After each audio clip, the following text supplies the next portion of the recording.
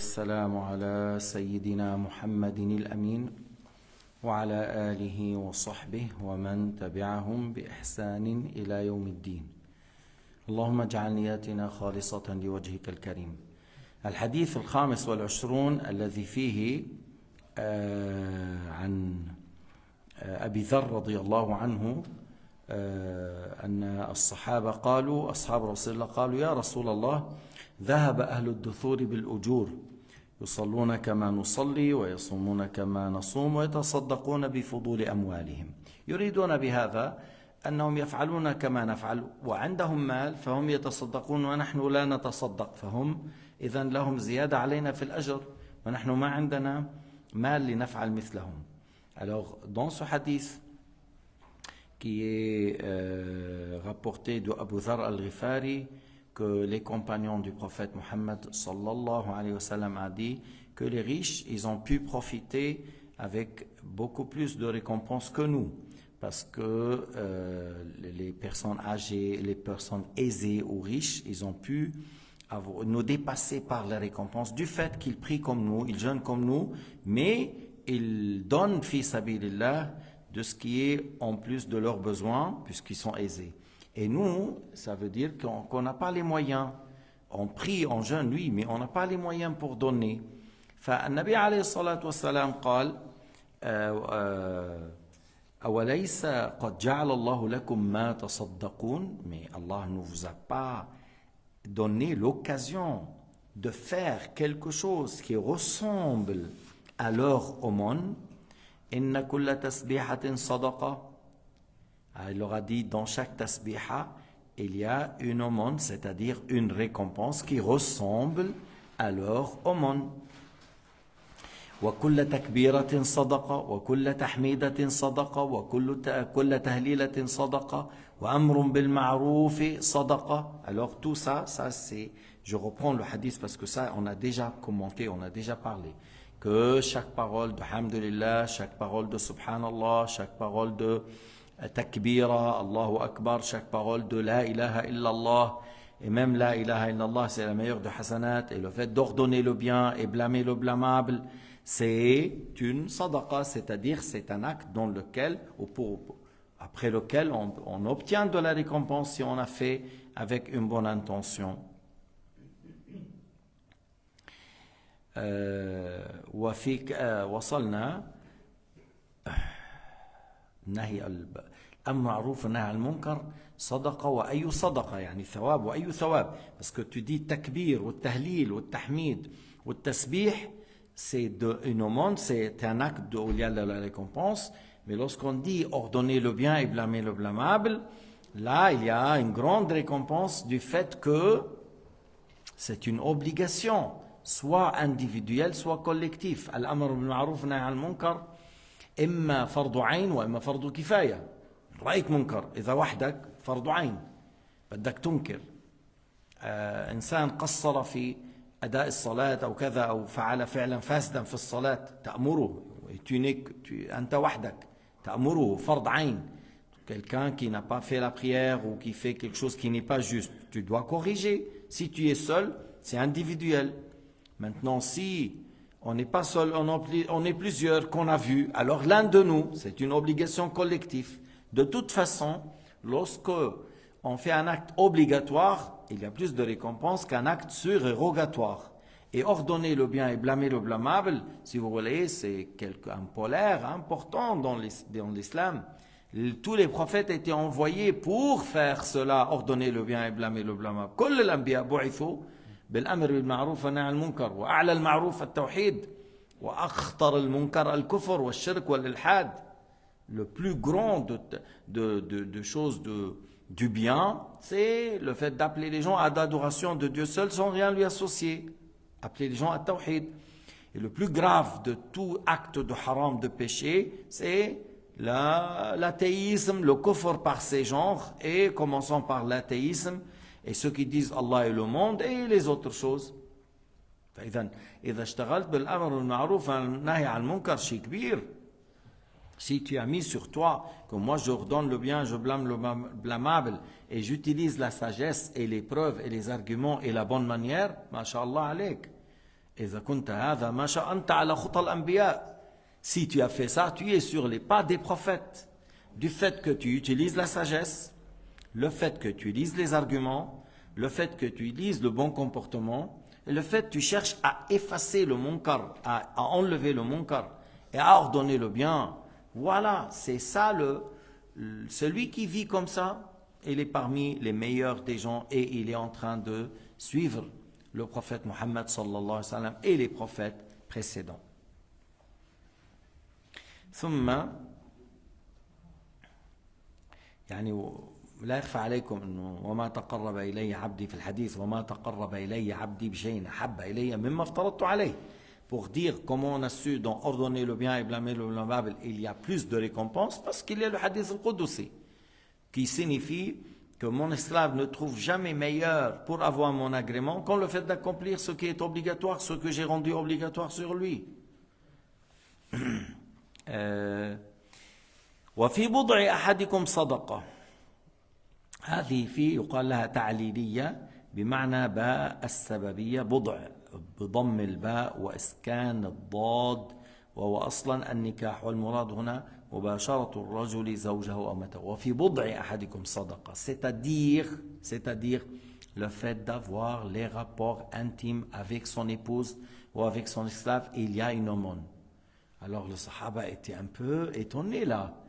La personne, il cherche à avoir son plaisir avec son épouse et il a de l'aumône. النبي قال وفي بضع أحدكم صدقة. فهو à la base pourquoi? Parce que إذا أراد الإنسان أن يعف نفسه ويعف أهله ويبتعد عن الحرام, il a voulu par ça que à donner à son ego ce qu'elle a besoin et il donne à son épouse ce qu'elle a besoin pour qu'elle s'éloigne du haram, pour qu'on évite le haram. Mais bien sûr, il y a de la récompense. Il a cherché à faire quelque chose du halal pour se préserver de haram.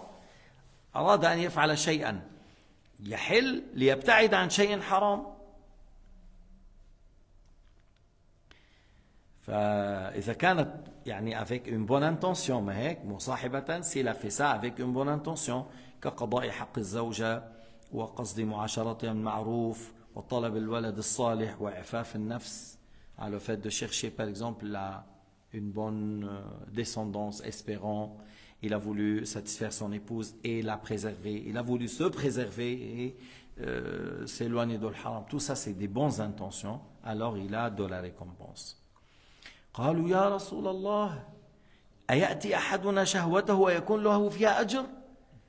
Les compagnons, comme ils étaient étonnés, ils ont, ô messager de Dieu, l'un de nous cherche son plaisir et aura de la récompense avec. لأنه هو بالأصل الجماع أمر مباح. C'est-à-dire, pourquoi ils étaient étonnés? Parce qu'avoir des rapports intimes, c'est une chose permise. Allah a rendu cela par le mariage, c'est une chose permise. Peut-être ils n'ont pas pensé que le fait de faire ça pour s'éloigner de l'haram, pour se protéger de l'haram, pour donner à l'épouse ce qu'elle a besoin pour la préserver, et je me préserve et je cherche, Inch'Allah, des bons descendants. Peut-être ils n'ont pas pensé à tout ça, alors c'est pour cela été étonné d'avoir les rapports intimes et en ayant encore en plus de la récompense. قال سيدنا محمد صلى الله عليه وسلم أرأيتم لو وضعها في حرام أكان عليه وزر. أرأيتم, c'est-à-dire dites-moi, أخبروني, dites-moi, s'il a fait ça dans le haram, ne sera pas-il un péché s'il a cherché son plaisir avec une femme qui n'est pas son épouse? S'il a fait ça avec une femme qui n'est pas licite, qui n'est pas halal, ne sera pas-il un péché? Sera pas-il un péché pour laquelle la personne mérite un châtiment?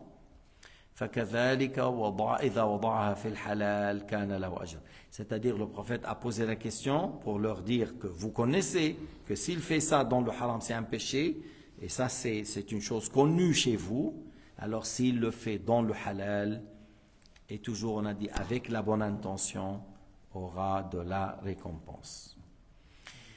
وفي الحديث شيء مهم, il y a quelque chose dans le hadith, attention, regardons comment déduire. وفي الحديث دليل على جواز القياس. Dans le hadith, ça nous donne la permission de faire l'analogie, parce que le Shia بينكروا القياس. Les chiites, et pour eux, il n'y a pas de qiyas, il n'y a pas d'analogie. Alors comment le prophète il a dit ici, dites-moi, si on a fait ça d'une manière incorrecte, ne sera-t-il un péché? Oui, alors s'il le fait dans le halal, il aura une récompense. C'est une analogie. C'est une analogie. Et le prophète, il faisait l'ijtihad, il faisait l'analogie, et il leur a dit que voilà, qu'on peut déduire un jugement par le qiyas. تقيس مسألة على مسألة. Analogie, تقيس مسألة على مسألة لأمر بينهما, لشبه بينهما, لعلة بينهما. Tu donnes le jugement d'une question où il n'y a pas un texte par rapport à une autre question où il y a un texte, suite à une ressemblance entre les deux. Et c'est là le travail des mujtahidin. Ce n'est pas le travail de n'importe qui, mais c'est le travail des ahlul ijtihad. وهذا القياس اسمه قياس العكس. C'est quoi ça, cette analogie, قياس par l'opposé, l'opposé, العكس. وإثبات ضد الحكم في ضد الأصل. C'est-à-dire, comme tu donnes le jugement lorsqu'il s'agit de l'opposé de ce on vient de dire. Là, à la base, on dit le fait de chercher à avoir des rapports sexuels dans le haram. Alors là, c'est haram. Alors, maintenant, l'opposé, faire chercher le plaisir par les rapports intimes dans le halal. Alors, si là-bas c'est haram, alors celui-là c'est halal. Et là-bas il y a un péché, il y a ici une récompense. C'est ce qu'on dit, l'analogie par l'opposé ou par le contraire, si vous voulez. لوجود ضد علة حكم الأصل فأثبت النبي صلى الله عليه وسلم للفرع وهو الوطء الحلال نقيض حكم الأصل وهو الوطء الحرام. Il a confirmé qu'avoir des rapports dans le halal, il y a de la récompense, puisqu'il y a à la base que al-wata' dans l'illicite, c'est haram et il y a un châtiment. وفيه دليل على أن المباحات تصير بالنيات الحسنة طاعات. Encore, il y a un autre argument dans le hadith que les actes indifférents deviennent indifférent, mubah. C'est-à-dire, c'est pas obligatoire, c'est pas interdit, c'est pas sunnah, c'est pas déconseillé, c'est un acte indifférent. Avec la bonne intention, il devient ibadah. Il devient une obéissance. Qu'à la base, les rapports intimes avec l'épouse, c'est quelque chose qui est mubah. Avec l'intention de se préserver du haram, de préserver l'épouse du haram, de chercher un descendant, Inch'Allah, soit pieux, tout ça, par l'intention, ça devient ibadah. Par exemple, combien de fois tu manges et tu bois? 2, 3 fois. À manger, peut-être boire, peut-être plus, mais tu sais, on peut faire une intention. On peut faire une intention. C'est quoi? Que je veux tenir la force pour mon corps parce que je ne sais pas quand est-ce que vous avez besoin de mon corps pour l'utiliser, fi sabilillah. Alors, je cherche à avoir, même lorsque tu fais du sport, il y a des gens qui font du sport pour la beauté du corps. Le sucre, voilà, les muscles, pour être beau. Et il y a des gens qui font ça pour autre chose. Comme s'ils s'entraînent et ils veulent qu'ils soient physiquement forts pour défendre l'islam et les musulmans. Alors cette intention fait que cette chose à la base, habitude, est devenue ibadah. Le fait de dormir, c'est une chose permise. Habitude, on dort. Oui, mais si tu dors avec l'intention, tu dis non, je vais dormir avant 10 heures, ou je fais l'isha tout de suite, je dors. Pourquoi? Parce que comme ça, j'arrive à me lever à 1 heure avant l'aube. Alors tu cours pour dormir, pour que tu te lèves. Pourquoi je me lève? Pour préparer un café? Non, pour faire quelques rak'at avant subh. Ou pour que je puisse arriver à la mosquée pour faire la prière de l'Jum' al-Jama'a. Alors le sommeil devient ibadah. إذا صار النوم عبادة والأكل عبادة والشرب عبادة. Qu'est-ce que tu as fait comme intention? Lorsque tu portes les habits, tu portes pourquoi? Oh, les jeans, tout ça, pour que les gens me voient beau. Voilà. Il a dit que, c'est-à-dire j'aime être beau. Voilà, alors voilà, c'est ce qu'il veut être beau. Et quelqu'un, il dit, je m'habille pour couvrir la zone de pudeur parce qu'Allah a rendu obligatoire de se couvrir. Alors je couvre entre le nombril et le genou dans cette intention. Alors voilà, il y a une intention pour obéir à Dieu et ne pas dévoiler la zone de pudeur. Et je m'habille bien et je mets un bon parfum et je me coiffe bien. Pourquoi? Parce que les gens me connaissent que je suis un musulman. J'aimerais leur impressionner et comme ça, ils s'approchent de moi et ils peuvent discuter avec moi ou ils aiment me poser des questions. Et lorsque je parle de l'islam, ils m'écoutent. Alors voilà, c'est pas ici, c'est pas une simple ada, mais il y a des choses derrière. Il y a des choses derrière. إذن العادة تنقلب عبادة حسب نية. إذا أردت أنت فقط التجمل أحب أن ينظر أن أكون جميلا هذه لوحدها منا عبادة. لكن إن أردت أن تلبس جيد ورائحتك طيبة وتسريح شعرك جميل وحذاؤك جميل لا كبر ولا رياء ولا سمعة ولا لكن تريد أن يقبل الناس عليك من غير الإسلام سيما إذا بتكون بشركة surtout lorsque tu es dans une société tout le monde regarde observe ça tu sais dans les sociétés c'est ça ils te regardent comment tu t'habilles à l'école comment tu es ton parfum ta manière de parler tout ça et toi tu cherches à être sérieux correct honnête véridique qui soutient, généreux, et les gens, ils leur impressionnent. Et lorsque tu parles de l'islam, ils écoutent. Si c'est ça ton intention, alors tu as de la récompense. إذا كان قصدك هذا أن يقبل الناس منك وإذا تكلمت عن النبي محمد وتكلمت عن الإسلام والتوحيد قبل الناس منك إذن أنت بالأصل عم تفعل أشياء الغرض منها خدمة هذا الدين والدعوة إلى الله إذن لك ثواب ولكن أغلب الناس يغفلون عن هذا la plupart des gens c'est pas ça ils oublient ça لكن بعض الصالحين قال لو غيرت هذا المكان أو ils ont dit si tu changes la place pour une قال هذه خطوات لا أدري كيف أنوي فيها il a dit c'est des pas je ne sais pas qu'est-ce qu'il faut avoir comme intention Yani, il voulait, même lorsqu'il fait un pas ou deux pas, il faut avoir une intention. Lorsqu'on lui a dit de déplacer, il a dit, mais c'est des pas que je ne sais pas qu'est-ce qu'il faut faire comme intention pour se déplacer. Alors, il n'a pas voulu se déplacer. Et à ce point, il observe, il réfléchit, il médite et il se maîtrise et il se contrôle que même les pas que je fais, quelle intention je vais faire. Lorsque tu sors pour la mosquée, il y a une intention. Lorsque tu vas au souk, pourquoi? Ouais, c'est le franc suisse, au marché, on gagne de l'argent, c'est tout. Mais tu n'as pas fait l'intention de nourrir ton épouse, tes enfants du halal. Tu n'as pas fait l'intention d'envoyer un peu d'argent pour ton père et ta mère. Tu n'as pas fait l'intention que le jour où je vais venir, je mets un peu d'argent. Si j'ai gagné un peu plus, je mets un peu d'argent. Tu n'as pas fait tout ça? Non, seulement gagner l'argent. Alors tu n'as pas de la récompense. انت طلعت على السوق بس غرضك نطلع شوي ان شاء الله فلوس زياده لا نويت تطعم الزوجه من الحلال والاولاد والابوين والصدقات وعمل الخيرات اذا حتى الولد تبعته على المدرسه ton fils il va à l'école il va apprendre le mathématique le français l'allemand je ne sais pas la physique la chimique mais il y a une intention c'est quoi cette intention que nous, les musulmans, on a besoin d'ingénieurs, on a besoin de médecins, on a besoin d'enseignants, on a besoin même lorsque tu dis CFC, construction, menuiserie, on a besoin. Alors tu dis à ton fils d'aller apprendre dans le fait d'effectuer une obligation d'ordre collectif. تقول أنت بتروح على المدرسة تتعلم لتحصل بعد ذلك شيئا يحتاجه المجتمع الإسلامي مش أنه بس تجد شغل حتى بعدين تأخذ سالير حتى تتزوج حتى تجيب أولاد وتعمل vacances.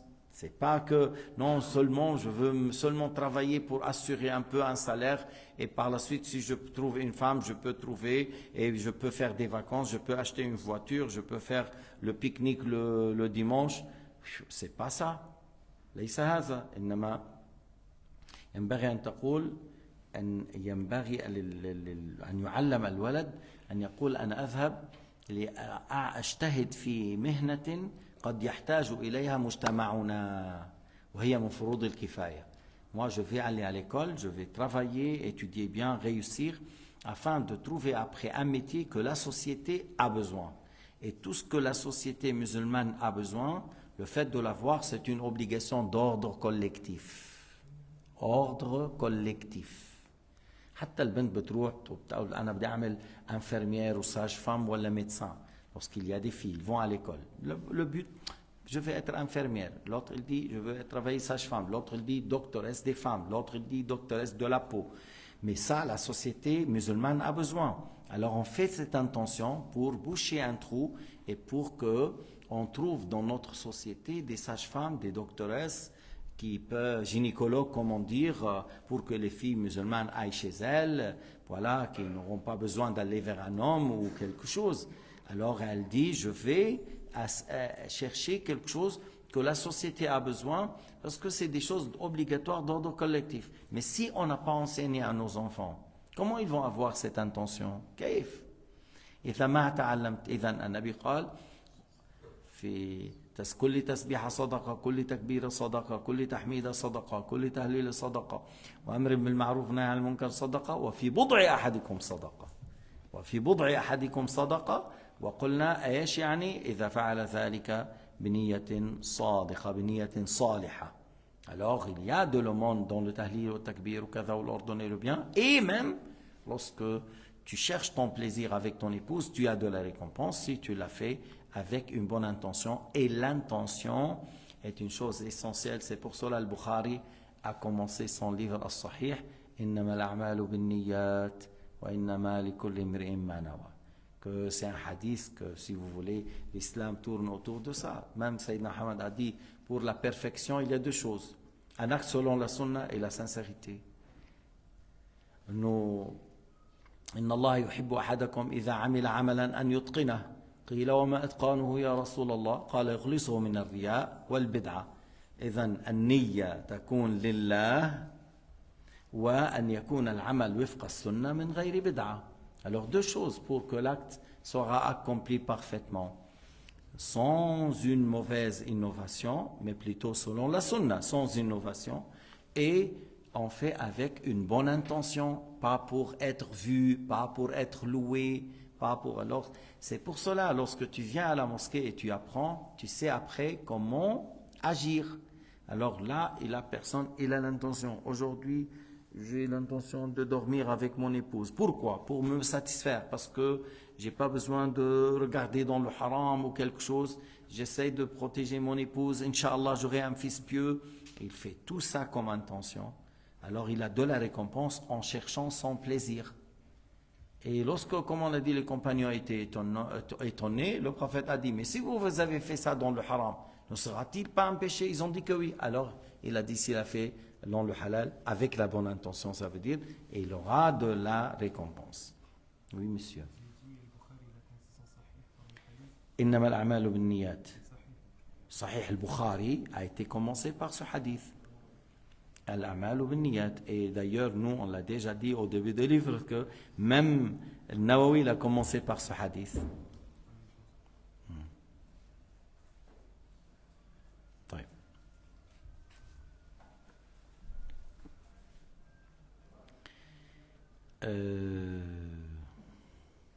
وقد ذكر في الأحاديث المرفوعة والموقوفة أنواع أخرى من الصدقة بغير المال ونص عليها منها ما يأتي ذكره في الحديث الذي يلي هذا إن شاء الله، ومنها تعليم العلم النافع وإقراء القرآن، إزالة الأذى من الطريق، السعي في جلب النفع للناس، دفع الأذى عنهم، إعانة الصانع والصناعة لأخرق، إرشاد الضال إلى الطريق، إفراغ الرجل من دلوه في دلو أخيه، إسماع الأصم، هداية الأعمى، إسماع الأبكم أي العيي الضعيف العقل، أي إفهامه حتى يفقه، والسعاية بشدة الساقين مع اللهفان والمستغيث، اللهفان المستغيث، والحمل بشدة الساعدين مع الضعيف، ونفقة الرجل على نفسه وعلى أهله، ونفقته على فرسه في سبيل الله، ونفقته على أصحابه في سبيل الله، وغرس الغرس، وزرع الزرع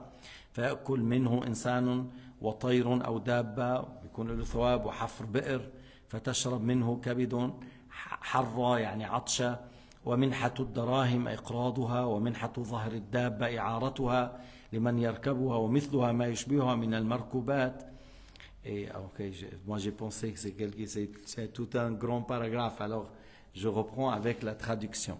Et il a dit que le prophète leur a dit tasbih, tahmid, tahlil, c'est sadaqa, sadaqa, sadaqa, sadaqa. Et il y en a beaucoup de hadiths que le prophète a dit dans laquelle il a cité d'autres choses que ça, que voilà, faire cela c'est une sadaqa, faire cela c'est une sadaqa, et on voulait par ça, c'est une obéissance par laquelle tu auras de la récompense. Alors, il a cité, en commençant, ta'lim al-ilm, enseigner la science, propager la science de la religion.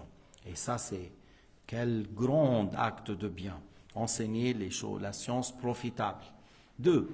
Iqra al-Qur'an, enseigner quelqu'un à lire bien le Coran et tu lui corriges les règles.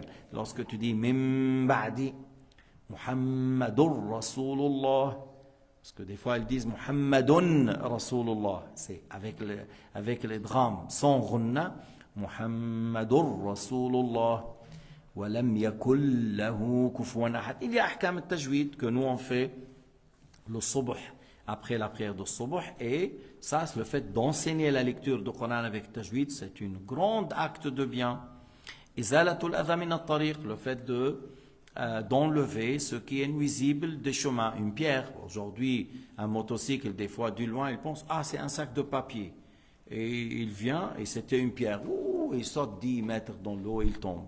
Alors toi, tu dis, pour qu'il ne se trompe pas, tu mets à côté, tu le pousses. Et tu évites des fois la mort ou un grand accident.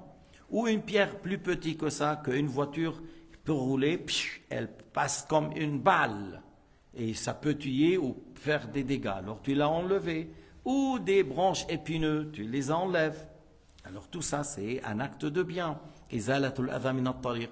Et vous connaissez dans le hadith, là, que le fait, parmi les plus bas, parmi les shu'ab al-iman, le plus bas, c'est le fait d'enlever ce qui gêne, que ce soit une pierre, que ce soit des branches épineuses. C'est-à-dire, toi, tu essayes, voilà, les gens ici, ils n'ont pas assez d'eau, alors moi, j'essaye de ramener l'eau de tel puits, on ramène voilà. Ou c'est des gens qui ne savent pas comment faire le fromage. Ils ont beaucoup du lait et ils ne savent pas. Alors c'est bien d'aller à la baie en Guinée, ils ont beaucoup de vaches, et leur enseigner comment faire du fromage. Parce qu'ils ont du lait, ils ne savent pas.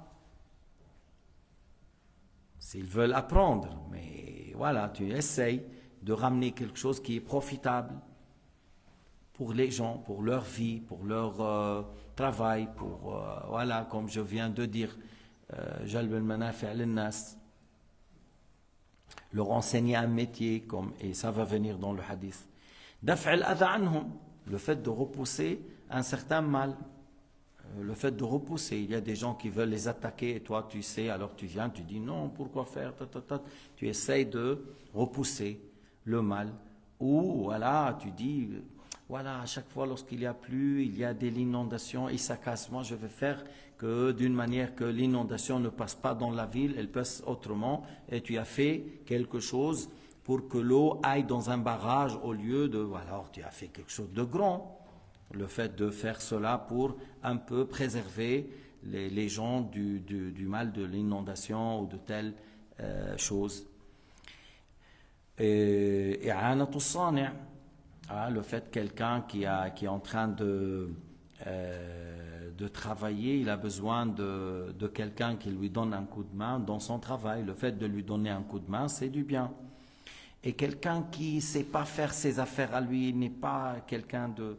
Voilà, il veut faire un truc et il est incapable, qui n'a pas les moyens, qui n'est pas très intelligent pour faire, alors tu lui fais les choses que lui, il n'est pas capable de le faire. Quelqu'un, il veut aller quelque part, il ne sait pas comment, il ne sait pas la route, alors tu lui indiques ou tu le prends. Tu lui dis, voilà, je te ramène, ou tu lui indiques d'une manière qu'il trouve ce qu'il cherche.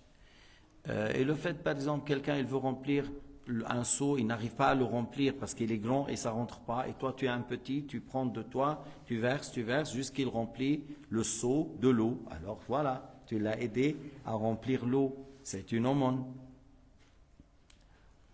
Et quelqu'un il n'entend pas bien et tu as besoin d'élever la voix à côté de lui, alors tu répètes à voix haute. C'est une aumône. Isma'u alladhi huwa asam, alladhi la yasma' jayidan. Et le fait d'indiquer ou d'aider un homme aveugle à arriver chez lui ou à arriver là où il veut aller. Hidayatul a'ma. وإسماع الأبكم أي الضعيف العقل, c'est lui qui est incapable de comprendre et toi tu essayes de lui expliquer doucement afin de comprendre. Encore c'est une aumône. Quelqu'un qui est vraiment dans le secours, il a besoin, il y a des choses qui sont tombées dans le fleuve, par exemple son chameau, son âne, son mulet, sa voiture, et toi tu cours avec lui pour sauver la monture ou les affaires qui sont tombées, tu cours pour l'aider par tes pieds afin de lui donner un coup de main, c'est une aumône. Le fait de porter les affaires avec quelqu'un qui n'arrive pas lui seul à porter, et toi tu dis je viens, je te donne un coup de main, je vois que tu as beaucoup de choses que tu n'arrives pas à porter, et tu portes avec lui jusqu'à sa maison ou jusqu'à son magasin, ou tu l'aides à la mettre sur la monture, et parce que pour mettre les choses il faut quelqu'un tient et l'autre il passe après la corde, alors tu lui as donné un coup de main, pas que tu passes à côté, non, tu donnes un coup de main. Et c'est une aumône, c'est un acte de bien. Et le fait que des dépenses sur toi du halal, tu cherches à dépenser pour toi-même, pour tes besoins du halal, et encore pour ton épouse et tes enfants et tes parents du halal. تنفق على نفسك وأهلك وأولادك وأبويك الفقيرين من حلال. هذا c'est une aumône. وَنَفَقَةُ عَلَى فَرَسِهِ فِي سَبِيلِ اللَّهِ, c'est-à-dire tu as un cheval que tu veux que ce cheval sorte فِي سَبِيلِ اللَّهِ, ou lorsqu'il sort, et toi tu lui donnes à manger pour qu'il tienne toujours en bonne forme, pour qu'il soit toujours solvable dans la mission qu'on voulait de ce cheval. Et le fait de dépenser pour tes compagnons, par exemple on est sorti pour talab al-ilm, on est sorti فِي سَبِيلِ اللَّهِ, voilà, et toi tu dis voilà c'est moi qui paye, c'est moi qui prépare à manger, c'est moi qui cherche. Tu as fait fi sabilillah, tu as donné à des gens qui sont sortis avec toi pour une bonne chose et c'est toi qui dépenses, c'est une bonne chose. Et le fait de planter, mettre les arbres fruitieux ou des arbres qui donnent de l'ombre, tu dis mais les gens ici, il n'y a pas un arbre qui donne et les gens, les voyageurs ont besoin. Alors tu as mis quelques arbres pour que les gens se reposent et trouvent de l'ombre ou qu'ils trouvent des fruits. Puis après tu dis il y a les oiseaux qui vont manger, il y a certains animaux de la prairie qui vont manger, il y a des gens de passage qui vont manger. À chaque fois qu'il y a un foie qui a assoiffé, qui arrive à manger et se mettre, tu as de la récompense parce que tu as planté dans cette intention. Faire un puits pour que les gens cherchent de l'eau. Dans certains villages, il n'y a pas assez d'eau, et toi tu fais un puits, comme ça les gens, ils se servent de cette eau, et qu'ils n'ont pas besoin d'acheter, qu'ils ont l'eau pour cuisiner et boire et faire l'eau d'eau. Il y a une grande récompense. أيضا منحة الدراهم ومنحة الدابة, le fait de prêter, c'est-à-dire tu n'as pas donné mais tu as prêté. Je te prête 100 francs, je te prête 1000 francs, et puis le fait de prêter, il y a une récompense dans cela. Et le fait de prêter la monture, le fait de prêter même des fois les ustensiles, des choses, le fait de prêter, al-ariya sunna, le fait d'emprunter, prêter à tes amis, à tes voisins, c'est quelque chose de bien ça. C'est quelque chose de bien, toujours avec une bonne intention, parce que des fois, un marmite grand qui peut cuisiner pour 200, moi je ne vais pas l'acheter si une fois dans la vie j'en ai besoin. Alors tu trouves quelqu'un dans le quartier, il a pensé pour tout le monde, pour lui et pour tout le monde. Il a dit, moi j'achète, Tawfiq il a besoin, tiens, seulement, je ne veux plus d'argent, seulement tu me le retournes propre comme tu l'as pris. Et comme ça il fait, mais celui-là il a fait quelque chose pour avoir de la récompense. Tu l'as, parce que c'est pas tout le monde, il va acheter telle chose pour faire une fois, alors lui il est prêt à prêter Maintenant, s'il prête contre l'argent, c'est un business, c'est un businessman. Mais il y en a des gens qui font non. Lillahi ta'ala, on veut pas c'est pas une question de gagner, mais plutôt c'est une question de chercher de la récompense. ومنحة اللبن أو البقرة, le fait de dire bon, je laisse la brebis chez toi, prends le lait. Je laisse la vache chez toi et tu prends le lait. Bon, c'est une grande aumône, ça. C'est un grand acte de bien que tu laisses une brebis, que tu laisses une vache pour que les gens prennent le lait. Pendant un mois, tu dis voilà, c'est une famille pauvre, ils n'ont pas assez. Laissez la brebis chez vous, laissez la vache chez vous. هذا في ثواب كبير. أفضل صدقة الماء والمليحة. Al-maniha, l'eau, la meilleure aumône c'est l'eau, et la brebis ou la vache ou la chamelle qui donne du lait. Après, tu la retournes une fois que tu l'as. Ou i'aratul fahl, tu sais, tu as un bélier, un bon bélier chez toi, et quelqu'un il a 40, 30 brebis. Et il a besoin d'un bélier pour l'accouplement afin d'avoir des petits. Ou encore il a besoin tu as un veau, mais ici, c'est pas ici, même chez nous, il paye de l'argent. C'est haram de vendre l'accouplement, le fait que lui, oui, il va accoupler les brebis, il va accoupler tes vaches, tu me payes, tu as combien? 30, alors tu me payes $400 ou $500, ils prennent de l'argent. Mais maintenant pour le cheval, si c'est le cheval, il a gagné quelques courses, ah oui, accouplement avec une jumeau, $1000. Tu vends le sperme de cheval, $1000. Mais certains, non, dans l'islam, c'est pas valable ça. Tu lui dis, prends. De toute façon, ton cheval a pris un certain plaisir. Mais tu le laisses, tu ne demandes pas d'argent. Walhamdu ala dabbati fi sabilillah, tu dis voilà, je vous prête telle monture, que vous sortez un chameau, un mulet, ou voilà, je vous prête, que vous sortez fi sabilillah avec ça, après vous me la retournez. Encore, c'est quelque chose, un grand acte de bien. Wad-du'a lil muslimin wal istighfar lahum, lorsque tu fais dua, des invocations en faveur des croyants et des croyantes, tu auras de hasanat au nombre des croyants et des croyantes. Hein? Lorsque tu fais dua pour les musulmans et les musulmanes, tu as de la récompense au nombre des croyants et des croyantes. Wassalam ala nas ma' talaqat al-wajh. Le fait d'adresser le salam aux gens en ayant le visage souriant. Assalamu alaikum wa rahmatullah. Kayf al-hal? Tu vois, il y a cette manière-là où il dit Assalamu alaikum. Tu dis, qu'est-ce qu'il a celui-là? Il m'a salué ou il a... Et on dirait qu'il n'a pas aimé qu'il m'a vu. Tandis que, Assalamu alaikum wa rahmatullah, masha'Allah, tu es où toi? Ça fait un moment, tu le prends. L'autre, il est vraiment éprouvé avec ta manière de parler, avec ta manière de saluer, tu les as fait oublier ses problèmes. C'est des fois le ton de ta voix, tes yeux et tes mains. Et tu n'as pas payé ni 20 francs, ni 10 francs, ni 50. Seulement, tu as su comment regarder, parler et présenter quelque chose du cœur. Moi, je ne dis pas de fait par hypocrisie. Non, ne fais pas ça par hypocrisie, mais fais ça sincèrement. C'est un grand acte de bien. Et ça renforce. Sayyidina Muhammad a dit Ufshu salama baynakum. Répandez le salam entre vous. Mais de cette manière, répandez le salam en ayant le visage souriant, les yeux qui brillent. Et puis, celui qui est en face, il ressent. Il dit, Masha'Allah, celui-là, comment il est gentil. Regarde comment il nous a salués, comment il était content, tout ça. Puis après, oui, non, il ne faut pas qu'il... il faut que je vous offre quelque chose. Le Cheikh Abdullah n'acceptait pas quelqu'un rentre dans sa maison et qu'il sort sans rien boire. Comment? Il sort sans rien boire. Si quelqu'un a passé, il est sorti et on ne lui a pas offert du thé rouge ou du thé avec le lait, il était le Cheikh fâché contre nous. Alors, et toi aussi, essaye d'être comme ça, c'est tes frères. Et le frère musulman, il est mieux que la Kaaba. Si tu vois la Kaaba, tu n'es pas content? Mais bien sûr, tu vois la Kaaba, je suis très content. Ton frère est mieux que la Kaaba. Alors lorsque tu le vois avec un visage souriant, des yeux qui brillent, une voix qui sort du cœur et qui montre que tu l'aimes.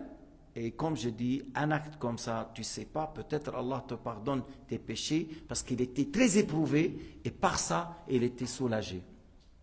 Mais il y a des gens tellement avares, ils ne savent pas même utiliser la langue, les yeux et les mains. Même ça, ils ne veulent pas utiliser. Quelle perte! Quelle perte! Là où tu ne payes rien comme argent liquide, mais savoir utiliser ce qu'Allah t'a donné, comme langue, comme main, comme yeux, savoir profiter de cela pour avoir de la récompense. Ala kullin. Vous avez entendu Sayyidina Muhammad sallallahu alayhi wa sallam, lorsqu'il salue le compagnon, c'est pas Sayyidina Muhammad qui tire la main en plus. Et il a dit, وَخَيْرُهُمَا الَّذِي يَبْدَأْ بِالسَّلَامِ. Le meilleur, c'est celui lorsqu'il y a un problème. Et toi, tu commences par le salam. C'est un geste qui montre la modestie. في مشكل بينه السلام عليكم خلص بننسى السلام عليكم.